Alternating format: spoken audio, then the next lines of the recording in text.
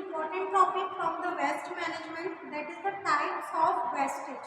ठीक है, ये टाइप्स ऑफ वेस्ट। तो ये जो टॉपिक है हमने कल वेस्ट मैनेजमेंट के बारे में पढ़ा था कि वेस्ट मैनेजमेंट क्या होता है। उसी तरीके से भाई कितने प्रकार का वेस्टेज जो होता है उसके टाइप्स हमें डिस्कस करना है इस वीडियो में कि जो वेस्ट निकलता है वो कंपनी से निकलने वाला वेस्ट है या डिफरेंट टाइप के जो वेस्टेज निकलते हैं। It is not only related to the any kind of industries, factories, even from our home, है ना, हमारे घर से road side many things through which the wastage is produce, waste निकलता ही निकलता है।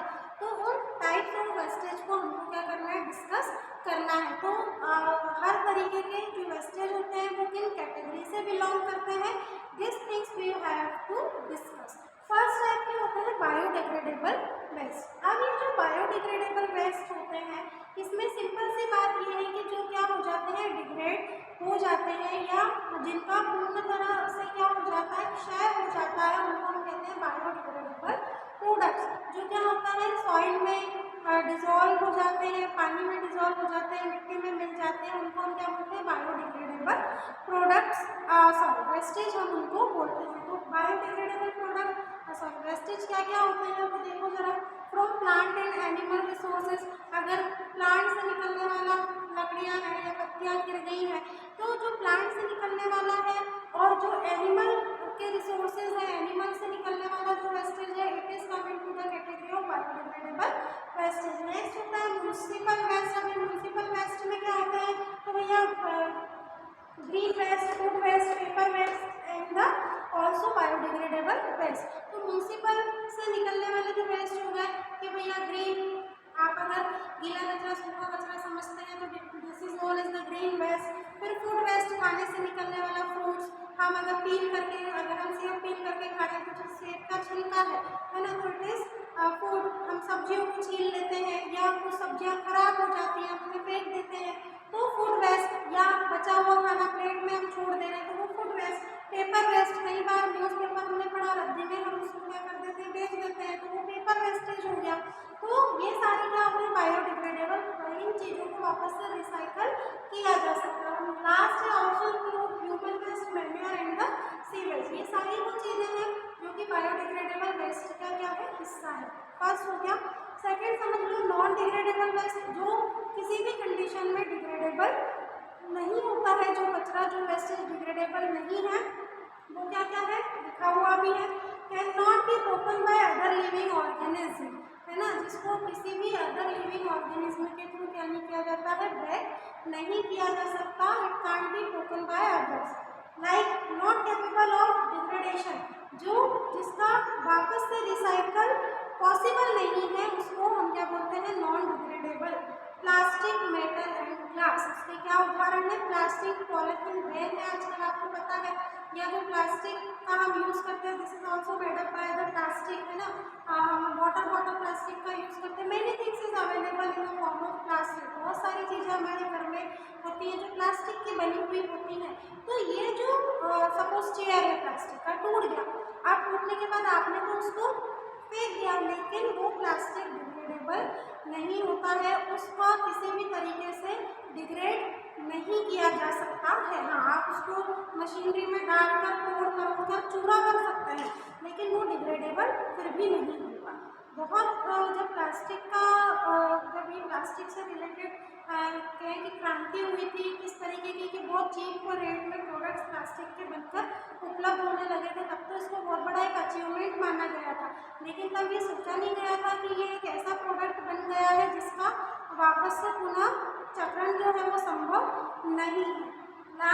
फिर मेटल्स होते हैं, जो धातुएं होती हैं, वो भी डिग्रेडेबल नहीं होती है ना, जैसे एल्यूमिनियम हो गया, आपका आयरन हो गया, तो ये मेटल्स डिग्रेडेबल नहीं है। ग्लास, कांच जिसको हम बोलते हैं, कांच आप चूर सकते हैं, मिट्टी में मिला सकते हैं, लेकिन आप थोड़े दिन बाद देखेंगे तो उसके पार्टिकल्स वापस आपको वहीं देखने को मिलेंगे, मतलब वो कहीं भी पुनर्चक्रित नहीं होता है, ना ही वो उसको हम पूर्ण रूप से खत्म नहीं कर सकते हैं। तो ये डिग्रेडेबल, नॉन डिग्रेडेबल वेस्टेज हो गए।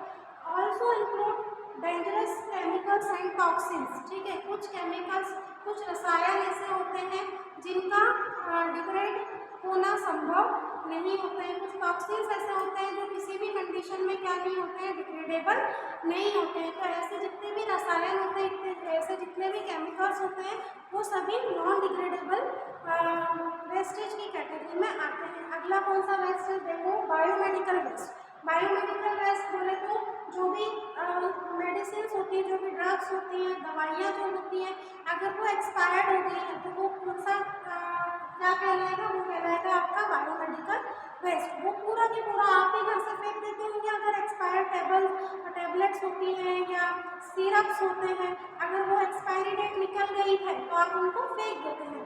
तो वो जो वेस्टेज है वो बायोमेडिकल वेस्ट होता है।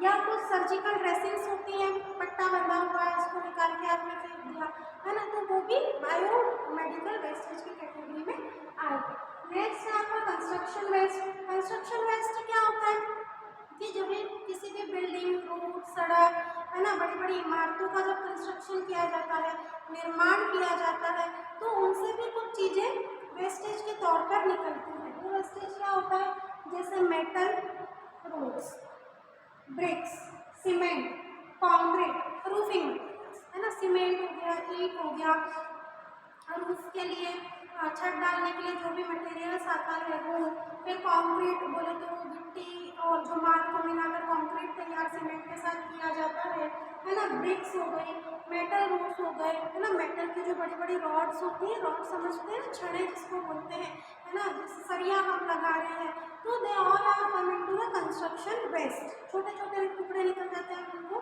बेच देते हैं अटाले में। लेकिन वो जो रॉड्स होती हैं फिर बाद में उनका क्या होता है, हमको सिर्फ लगता है कि वो व्यक्ति भी बेचकर अच्छा पैसा उससे कमा लेगा, but it is coming to the category of waste. अगर उसका पूरा यूज हो जाता तो फिर आपको उसको बेचना या फेंकना नहीं पड़ता।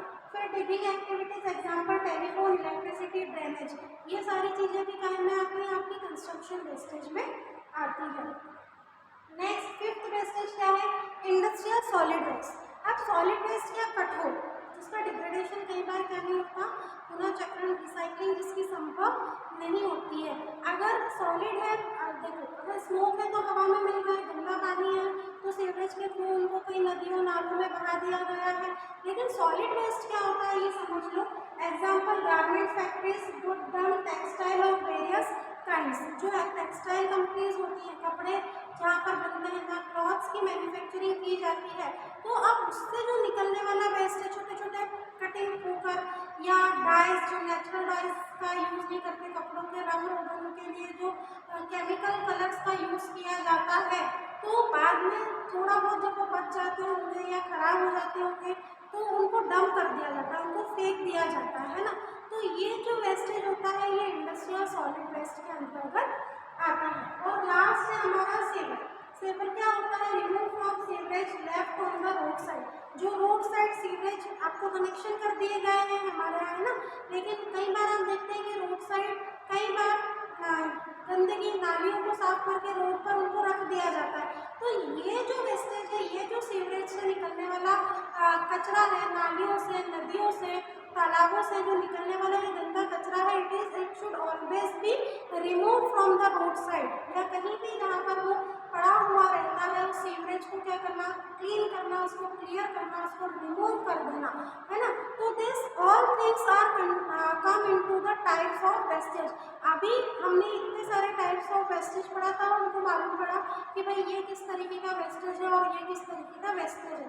जब इस वेस्टेज को मैनेज करने की बात आती है, जो कि हमने कल डिस्कस किया था हमारे वीडियो में, that's why it is too much necessary and important to for managing the wastage.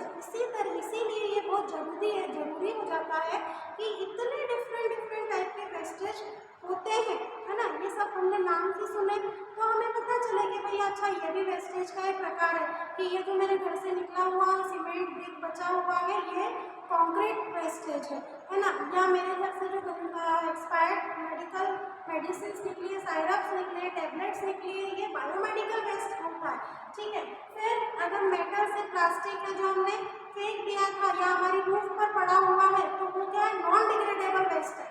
तो अब हम उनको एग्जामाइन कर सकते हैं, अब हम उनको पता कर सकते हैं कि हम आसपास देखेंगे तो हमें पता चलेगा कि ये इस तरीके का वेस्टेज जो हमारे आसपास है। तो इस वेस्ट को, ये जो हमारा टॉपिक है वो वेस्ट मैनेजमेंट की तो है, तो वेस्टेज को मैनेज करना। बट students, suppose if the waste is not be manage, ये जो निकलने वाला वेस्टेज है अगर इसको मैनेज नहीं किया जाए, अगर इस वेस्ट का मैनेजमेंट नहीं किया जाए, इस कचरे का प्रबंधन नहीं किया जाए, तो what should be the effect, उसके क्या प्रभाव होते हैं, अब हम वो डिस्कस करें। तो this all are the effect of waste if not manage. तो ये वो सारे प्रभाव पड़ेंगे अगर वेस्ट को क्या नहीं किया जाए, मैनेज नहीं किया जाए। अभी हमने जस्ट पढ़ा है कि डिफरेंट डिफरेंट टाइप्स के क्या होते हैं, वेस्टेज होते हैं। सो स्टूडेंट्स, अगर इन वेस्टेज को क्या नहीं किया जाए, इस वेस्टेज को अगर मैनेज नहीं किया जाए, अगर प्रॉपरली उसका प्रबंधन नहीं किया जाए, तो उससे होने वाली क्या नेगेटिव प्रभाव होंगे जो हमें फेस करने पड़ेंगे। तो this all are the effects if the waste is not managed.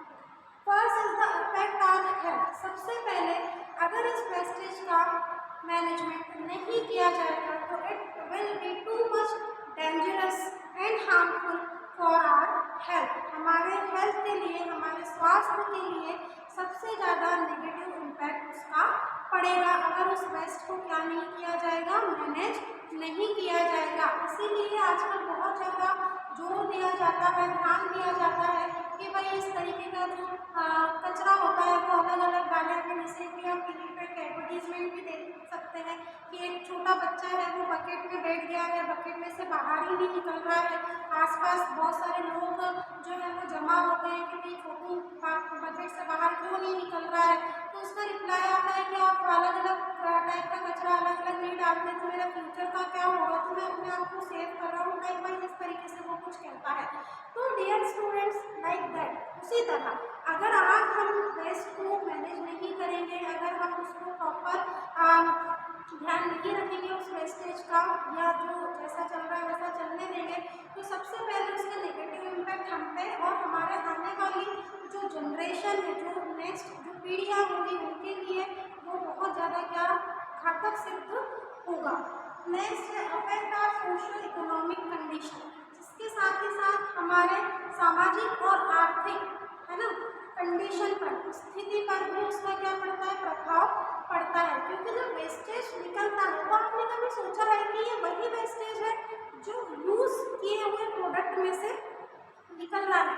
तो भाई जब वो वेस्टेज है दैट मीन्स कि you are the cost is involving into that, but value is nothing. उस प्रोडक्ट की जिसमें से वेस्ट निकला है कॉस्ट में तो वो आ गया, लेकिन जब वो स्क्रैप या वो वेस्ट बन के निकल गया तो उसकी कोई वैल्यू नहीं है, उसका कोई मूल्य आपको मिलेगा क्या नहीं। तो इससे तो बेहतर ये होता कि वो और ऑप्टिमम लेवल तक और अधिकतम स्तर तक वो क्या हो जाता, यूज हो जाता, तो इतना वेस्टेज उसका निकलता नहीं। जैसे हम कहते हैं ना कि थाली में उतना ही लो जितना खाना है, अननेसेसरी वेस्ट मत करो, किसी दूसरे को वो मिलेगा तो उसका पेट भरेगा। तो उसी तरीके से होता है कि भाई उस चीज़ में आपका पैसा तो लग गया और आपने उसको फिर फेंक दिया, ना आपने उसको खुद कंज्यूम करा ना किसी दूसरे के लिए छोड़ा। तो इसी तरीके से जो ये हमने इतने टाइप के भी इसके पहले वेस्टेज के पढ़े थे, तो ये जो वेस्टेज है या ये जो निकलने वाले अननेसेसरी अनयूजफुल चीज़ें हैं, सब्सटेंस है, उनमें कॉस्ट इन्वॉल्व हो जाती है, लेकिन उसका कोई मूल्य, उसकी कोई वैल्यू नहीं रहती। जब वो थोड़ी मात्रा में बच जाता है, बिक जाता है, तो वो वर्थलेस हो जाता है और फिर वो वेस्टेज कहलाता है। उसका कोई वैल्यू मिलता है क्या, आपको नहीं मिलता है ना। आप न्यूज़पेपर एक दिन का जो लेते हैं वो 4 to 5 रुपीज़ का आता है, आपने उसको पढ़ा, कुछ समय बाद 1 महीने 2 महीने बाद आपने उसको बेच दिया। अब महीने का आपका 150 रुपीज़ का न्यूज़पेपर का बिल हुआ और जब आपने उसको बेचा तो उसकी मात्र आपको 10 या 20 रुपये सामने वाला देकर गया, जिसके लिए आपने 150 रुपीज़ खर्च किया, लास्ट में उसका क्या वैल्यू रह गया, 20। तो इसी तरीके से जो बहुत बड़े लेवल पे प्रोडक्शन होता है या जो दूसरी एक्टिविटीज़ होती हैं, तो उसको आप ऐसे समझ सकते हैं कि उसमें कॉस्ट, उसमें लागत बहुत लग रही होती है, लेकिन वेस्ट होने के बाद, खराब हो जाने के बाद उसका फिर कोई मूल्य नहीं रह जाता।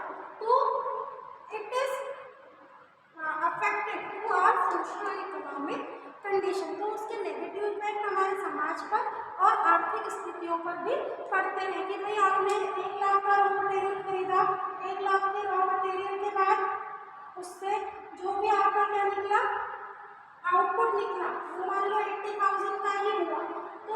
20,000 का था, उसमें बहुत सारी चीज़ें डिग्रेडेबल, नॉन डिग्रेडेबल और बहुत सारे तरीके से कुछ कुछ क्या हो गई, वेस्टेज हो गई। तो 20,000 का लॉस तो आपका नहीं होगा। उस 20,000 के वेस्ट की आपको वैल्यू रहेगी क्या? उसको 20,000 में कोई खरीदेगा क्या?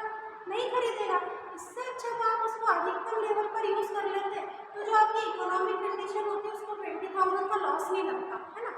तो इस तरीके से उसका दूसरा प्रभाव क्या पड़ेगा, सोशियो इकोनॉमिक कंडीशन पर पड़ेगा अगर वेस्टेज को मैनेज नहीं किया गया तो। अगला इफेक्ट होगा कोस्टल एंड मैराइन एनवायरनमेंट पर। जो तटीय हिस्से हैं, है ना, हमारे कंट्री के जो भी कोस्टल एरिया है, जो तटीय क्षेत्र हैं ना, जैसे मालदीव और अलग अलग ये जो बीच वाली जो जगहें हैं, है ना, उनको हम क्या बोलते हैं, कोस्टल एरियाज। तो उन तटीय क्षेत्रों पर भी उसके इफेक्ट पड़ते। कई बार आपने देखा, अभी सोशल मीडिया, फेसबुक, इंस्टाग्राम पे आपने देखा होगा कि मीम्स बनते हैं कि भाई लहरों के साथ बहुत सारा जो प्लास्टिक का बॉटल है वो बिल्कुल तटीय क्षेत्रों पर इकट्ठा हो गया, पानी तो वापस बह गया, लेकिन वो जो वेस्टेज है जो ह्यूमन बींग्स के थ्रू कहीं कहीं से बहकर बड़े बड़े समुद्रों में आया था, लहरों के साथ वो कोस्टल एरिया में आ जाता है, पानी तो वापस लौट जाता है, लेकिन वो जो कचरा है, नॉन डिग्रेडेबल प्लास्टिक, अभी मेटल पड़ा ना हमने, वो वहीं रह जाता है। तो इस तरीके के बहुत सारे मीम्स आए दिन हमें देखने को मिलते हैं, आपने भी देखे होंगे आया हो। तो उसका यही कहने का मतलब है कि उसका जो एक नेगेटिव इफेक्ट है वो कोस्टल एरिया, मराइन इन्वायरमेंट, जो समुद्री पर्यावरण है, ये जो सुनामी आती है या ये जो बड़े बड़े ज्वार भाटे आते हैं, है ना, अलग अलग तरीके से जो तूफान आते हैं या अर्थक्वेक जैसी जो चीज़ें होती हैं, तो ये जो समुद्री इन्वायरमेंट है, जो मराइन इन्वायरमेंट, समुद्री पर्यावरण है ना, उसके ऊपर भी उनका वेस्टेज का क्या पड़ता है, बहुत नेगेटिव इम्पैक्ट देखने को मिलता है। या आने वाले टाइम में वो जो समुद्र है या जो मराइन क्षेत्र है, उनका जो इन्वायरमेंट है, उससे बाद में क्या होता है, जब ये सुनामी और इस तरह की जो भूकंप तूफान आते हैं, तो उससे जनधन की हानि होती है कि नहीं, कई लोग मर जाते हैं, बहुत सारी जो चीज़ें हैं वो तहस नहस हो जाती है, सब कुछ खराब हो जाता है। तो वो मराइन इन्वायरमेंट पर पड़ने वाला नेगेटिव इफेक्ट कहलाएगा।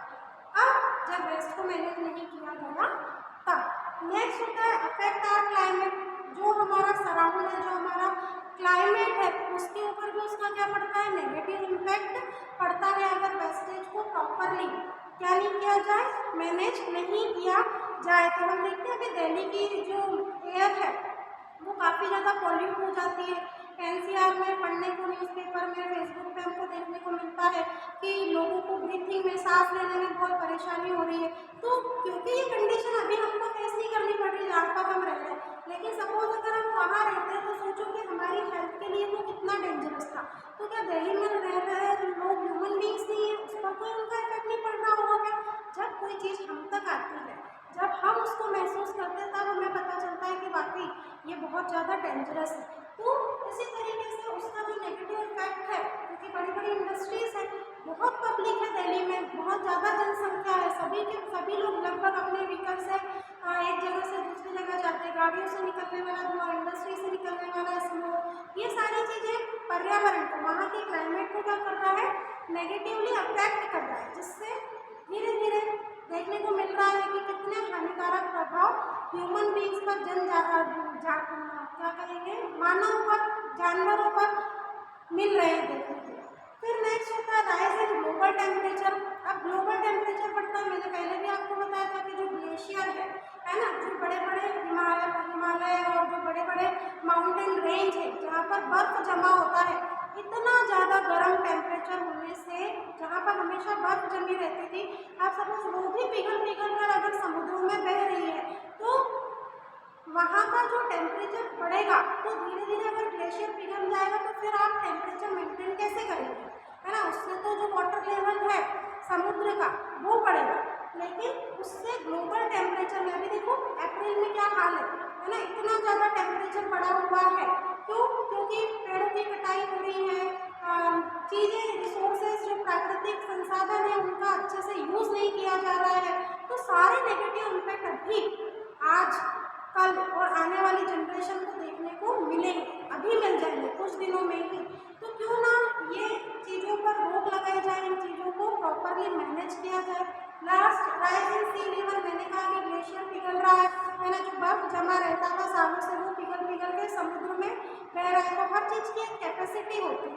जब सी लेवल बढ़ेगा, जब वाटर लेवल पानी का स्तर बढ़ेगा तो वो गहरा तो वो नहीं होता जाएगा, उसकी रेंज बढ़ जाएगी। तो जो जहाँ पर पब्लिक रहती है, जो रहवासी इलाके हैं, वहाँ तक और ज़्यादा चांसेस हो जाएंगे इस तरह के नेचुरल डिजास्टर के, है ना, जो प्राकृतिक रूप से चीज़ें होती हैं, अर्थक्वेक हो गया या तूफान जो आते हैं, भूकंप जो आते हैं, तो उस तरह की एक्टिविटीज़ में बढ़ोतरी हो जाएगी। कब? अगर वेस्टेज को प्रॉपरली मैनेज नहीं किया गया तो this all are the negative effects. आपको कहीं भी कोई इफेक्ट पॉजिटिव लगा क्या कि नहीं वेस्टेज से हमको ये फायदा हो रहा है?